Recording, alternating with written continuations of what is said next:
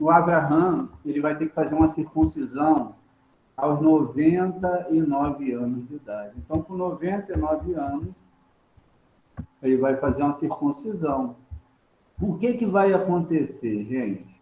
Ele vai estar lá, aí mais uma vez, nos carvalhais de Manré, é o que está escrito lá. E aí diz que vai ter um sol muito, muito, muito forte, né? E, na verdade, ele vai ter feito, né, a sua circuncisão, e era o terceiro dia da sua circuncisão. Sabemos que um ciclo de um dia tem 24 horas. E que um ciclo de 24 vezes 3 vai dar quanto, gente? Essa eu vou deixar você responder. Hein? 24 vezes 3 dá quanto, gente? 72. Ah, quantos nomes o Eterno tem? 72. Isso, para a abertura do Mar Vermelho, 72, mais 42 letras sagradas do Ana Berroa, que foi usado para a criação do universo. Por isso que quem não estava sentado, e ele recebe a visita de 3 anjos. Na verdade, a gente sabe que a árvore sefirótica ela é formada de um Shin, a gente sempre está dizendo isso, porque o Shin ele representa fogo, ou seja, o santo fogo do Eterno. E aí o que acontece? Ele também representa os 3 patriarcas, como ele também representa os 3 paus aqui da árvore sefirótica, né? E aqui a gente tem os 3 paus. A gente vai ter aqui, ó, Abraham, esse Abraham do lado direito. Nós temos representado pelo Nun. Do lado esquerdo, nós temos o Itzahak, representado pelo 7. E na parte central, nós temos o Yud, representando o patriarca master, que é o próprio Jacó, ou Jacob. Na verdade, eram 3 anjos, mas, na verdade, o que Abraão estava vendo era ele, os seus 2 filhos, o seu filho e o seu neto. Eles estavam vendo que eles iam conseguir reencarnar e que eles conseguiriam fazer a proeza de consertar a Torá, junto com as suas almas gêmeas. O que a gente está falando aqui?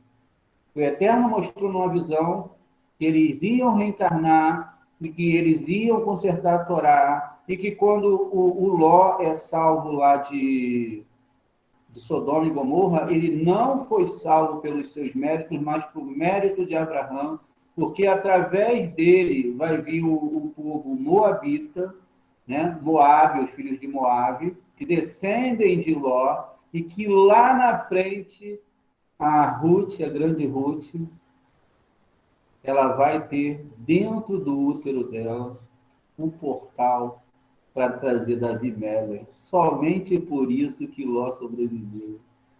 Faltava dentro do povo hebreu uma força que só existia em Moabe e que já estava prometida anos lá atrás, 400 anos atrás, que em Ruth isso se cumpriria. Então, o erro que aconteceu lá atrás, ele só acontece porque é permitido por Hashem. Isso é muito bonito, porque a gente vai fazendo devagarzinho e a gente vai chegando a uma compreensão maior de quem é o Eterno e de como toda a Torá funciona. Vamos lá. A gente escreve o Aleph por extenso. Então, eu tenho aqui o Aleph lá. Olha, depois eu preciso escrever o Dalet. Então, vamos lá. Um Dalet, ele começa com o próprio Dalet. Toda a letra vai ser escrita por ela mesma. Um Lamed e um Dalet. Então, eu tenho aqui, ó, Dalet. Eu tenho a letra Nun. Como se escreve a letra Nun? A letra Nun, ela se escreve, né, com o próprio Nun, um Vav no meio. Ela pode mudar em algumas configurações e um Nun final. Olha lá, a letra Nun. Está escrito aqui. E o Yud? O Yud, ele vai começar com Yud, vai ter um Vav e vai ter um Dalet, ok? Então aqui, gente, olha, vamos lá, a gente pegou as letras, a gente configurou aqui os nomes, né? Escrevemos por extenso, e agora o que a gente precisa é entender o que os rabinos falam. Não, a gente tem que entender o que a Torá fala, né? Não é isso, gente? A gente não tem que entender o que a Torá fala. E se está codificado dentro da Torá, não vai ser ninguém que vai poder modificar isso. Então, o que eu faço? Eu vou mudar essas letras, tirar o próprio nome do Eterno, que está aqui dentro, vou botar em outra cor, e vou usar justamente as outras letras para a gente chegar ao conceito que eu quero chegar. A partir desse momento, então, eu preciso agora pegar os números e trazer esses números para cá e botar eles em cima das letras. Okay? Então, eu tenho um lambda ali 30, né? Deixa eu diminuir essa letra. Aumentar um pouco também, porque ficou muito pequeno. Lambda de 30. Um lambda de 30. Tem outro lambda ali mais 30. Okay? Tem um Dalet que é 4. Tem um Aleph que é 1. Vamos lá, vamos botar tudo. Deixa eu aumentar essas letras aqui. Tem um Aleph que foi escrito. Tem um Dalet que foi escrito. Eu tenho um, ok? E tem um Yud. Tirei o próprio nome Adonai, né? E aí agora eu começo a fazer a minha gematria. 30. Eu tenho 80 do peito, tenho 80. Agora eu tenho 4 mais 30 aqui desse nome aqui. Tenho mais 4. Tenho 4 do Dalet. Agora eu tenho 400, né? 400 aqui. Okay. Agora eu tenho 6, porque o num vale 6. Tenho 6. Eu tenho num final que vale 50. Eu tenho 50. Gente, vamos fazer a conta, hein? Então, eu tenho 10, mais 6 aqui do Yud. E eu tenho agora o outro Dalet aqui que vale 4. Pronto, terminei. Agora eu preciso fazer a somatória desses números. Vamos fazer comigo. Vamos tentar aqui, ó. Mais 30. Mais 400. Mais 30. Mais 4. Mais 50. Mais 6. Mais 4.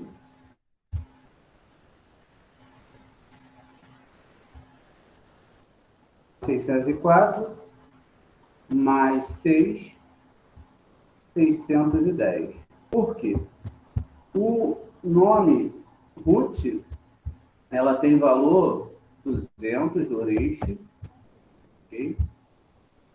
200 do Reish. Eu tenho 6 do Vav, 6 do Vav. E eu tenho 400 da letra final do nome Ruth. Ali está escrito Ruth, né? 400. E eu tenho 606. 606 e eu tenho 4 letras do nome Adonai. Ou seja, tenho 1, 2, 3, 4 letras. Que vai me dar 610. Ok? Ou eu posso pegar também numeral que deu aqui 610 e posso diminuir as quatro letras e aí eu tenho 606. O que a Torá está nos dizendo com isso? Que isso que eu acabei de falar é verdade e que pode haver a conversão de qualquer pessoa ao judaísmo. E que muitas vezes as pessoas ficam discutindo essa questão de que uma moabita ou não moabita podia entrar no povo de Israel, e a Torá não está falando nada disso, porque a Torá ela não vai discriminar povo nenhum. Então, a gente descobre aqui que através de Ruth, através de Ló, o que aconteceu, estava falando que o rei Davi ia vir, e que o rei Davi ia escrever o livro de Terrilim, e que os 3 patriarcas estavam tendo uma visão de quem eles seriam no futuro. E, na verdade, o primeiro patriarca, que é Abraham, né? Ele é representado pela letra Vav, o Itsahak é representado pela letra Zain, porque você tem aqui 6 sefirotes, e quando você pula para Malhut, você tem 7, Zain, ou seja, o Vav, que é 6, depois Zain, que é 7, e depois o Yaakov, que é o master, ele tem o Yud, ele é o completo, ele conseguiu reorganizar toda essa questão espiritual das letras. Ele está entendendo a Torá. Agora, ele chegou ali a um nível onde ele compreendeu a Torá. E ele agora começa a entender que todo mundo, toda essa terra, né, ela está sob o domínio de um só Deus, e que as pessoas elas vão ter as suas configurações dentro daquilo que o próprio eterno Deus quer que elas sejam. Ou seja, não existe nada que acontece ao acaso, né? Quando você entende que nada acontece ao acaso, você então vai torcer para o eterno bem. Quando eles vão ter um filho, qual é o nome do filho? Itzahak. Então, Itzahak nasce, que é o segundo patriarca, Utsad. Utsad, ele é 90, que é exatamente a idade de Sara, é um dia, que foi o 8º dia que ele foi circuncidado. Por quê? Está falando de circuncisão? Não. Porque quando você vem divinar, você vai contando as sefirotes inferiores, você tem 8 sefirotes até aqui embaixo. Então, está falando de um período. Está falando de tirar o orlado da lua, de circuncidar a lua e você abrir os portais espirituais para a sua vida. E aí, finalmente, a luz da letra Kuf, que é o 100, que é a compreensão das 10 sefirotes e que é a idade que o Abraão vai ter quando o menino vai nascer. A gente sabe que quando o Abraão ele foi sair de Ur dos Caldeus, ele enfrenta uma guerra, né? Ele enfrenta uma guerra e ele vai enfrentar 5 reis, né? A guerra dos 5 contra 4 reis, né? Que está lá na Torá. E esses 4 reis, um vai ser o Berá Meler de Sidom, o outro vai ser o Berachá, né? Que é o Meler de Amorá, ou seja, Sidom, deixa eu lembrar aqui, Sodoma e Gomorra, que na verdade seria Sidom e Amorra. Vai ter o Sheneave, que é o rei de Admar, né? Vai ter o Vexemiaver, Mele de Tsim, que na verdade não é Tsilim, mas Sivoim, conforme descrito aqui no Midrashim da Torá. E vai ter o Meler Belá, né, que era o rei de Tsar. Na verdade, a Torá fala desse rei, dessa guerra, e na verdade essa guerra ela é muito mais complexa do que a gente está pensando. Porque o rei de Sidom, né, ele tem ali o Beit, que na verdade no começo é uma preposição, por exemplo, em, para, com, etc. Né, ele procurava todo o mal para a humanidade.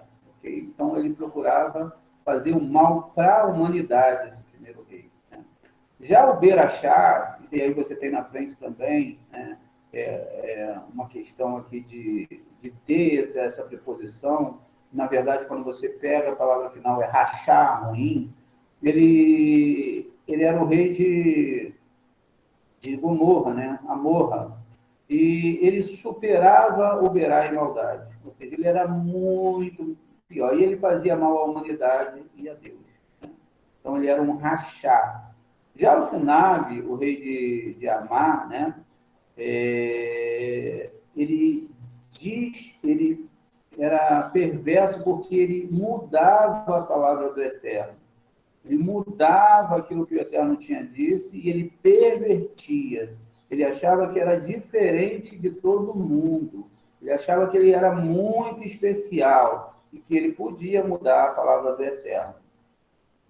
O Shenhev, o rei de Betsavim, ele colocava e disponibilizava as partes do seu corpo para quebrar e fazer o mal para as pessoas. Então, todos esses homens, eles tinham, né, esses 4 reis, eles tinham esse defeito, onde eles usavam cada um dos seus poderes para fazer o mal. E por isso é que eles fizeram essa guerra, por isso que eles queriam fazer essa guerra. Essa guerra, na verdade, era uma guerra sobre o mal sobre a pessoa. Já o último rei, não. O último rei, ele era mais um acordo militar, né, do que um acordo de concordar com as ideias que se tinham ali. Na verdade, Sodoma e Gomorra era exatamente a sociedade que nós temos hoje. Se não for, pior. Se a nossa sociedade não sair muito da questão... Está em trabalhar? Não, com certeza. Muito da questão do que é realmente o que está sendo descrito ali. Essas cidades, vai dizer os Midashim, elas não tinham a obrigação de seguir as 613 leis. Elas tinham que seguir 7 leis de Noa. Mas quando eles quebraram essas 7 leis de lei Noa, eles começaram, então, a decair. Mas o importante que os Midrashim vão falar é que eles não quebraram as 7 leis de lei Noa. Na verdade, o que eles não gostavam era que se fazia caridade na cidade. Ou seja, você podia fazer todas as coisas, mas você não podia fazer caridade. Por quê? Toda vez que você criava a caridade, que você ia fazer alguma coisa por alguém, era muito ruim pelos negócios daquela cidade. Porque era muito bom quando você convidava alguém que tinha o seu status e você podia fazer uma boa comida para aquela pessoa. Porque você sabia que se aquela pessoa fosse na sua casa ou em outro momento, ela poderia também fazer o mesmo por você. Então, o interesse dessa organização é que você nunca saía no prejuízo. Você nunca precisava realmente doar nada, porque se eu chamo você na minha casa e te ofereço uma boa comida, um bom jantar, e aí você come e depois você me oferece um bom jantar, ou que seja outra coisa, a gente está usando uma linguagem metafórica, e sempre você pode me oferecer alguma coisa, quer dizer, vai ser muito prazeroso eu fazer a melhor comida para você. E aí, os sábios vão começar... E por que Sodoma e Gomorra, né, Sidom e Amorrá foram destruídos? Já que eles não tinham obrigação, aí já entra uma questão de não serem judeus e não serem obrigados a fazer tzedakah, né? E aí eles entram, não. Por que eles não fizeram tzedakah? Porque além de eles não fazerem a tzedakah, era proibido fazer a tzedakah. Não tem nada a ver com conceitos sexuais, que foi destruída porque era perversão sexual, ou por aquilo. A questão em si envolvida ali era a questão de você não doar, você não amar o seu próximo, você não entregar o melhor para o seu próximo. E isso no mundo espiritual também existe, porque você pode viver uma vida onde você só baixa para si mesmo, e esse é um dos pecados complicados da Torá.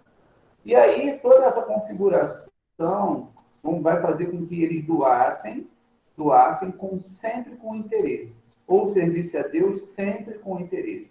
Ou seja, é muito bom eu servir a Deus e eu ter saúde, é muito bom eu servir a Deus e ter dinheiro, é muito bom. Você sabe, tudo é muito bom quando eu me dou bem no final.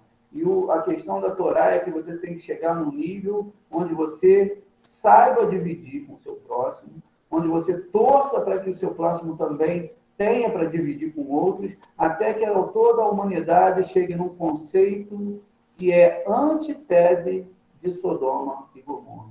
E aí toda a Torá vai começar uma discussão, onde o próprio Abraham, que era um tzadik, ele olha para Sodoma e Gomorra e vê que ela vai ser destruída, e ele então começa a rezar pelaquela cidade. Ele não se importa se lá tem pecadores, ele não se importa se as pessoas faziam lá, ele começa a dialogar, se tiver 50, né? 50 dias de Torá, se tiver 40, se tiver 30, se tiver 20, se tiver 10, até que não existe quantitativo. Ou seja, não existia ninguém ali que pudesse mudar o seu caminho. Não tinha ninguém ali que naquela geração podia gerar coisas boas, e aí o fim é decretado. O cheiro chegou ao céu, não havia o que se podia fazer, o fim é decretado. Gente, shalom, por hoje é só. Muito obrigado por vocês estarem aqui, por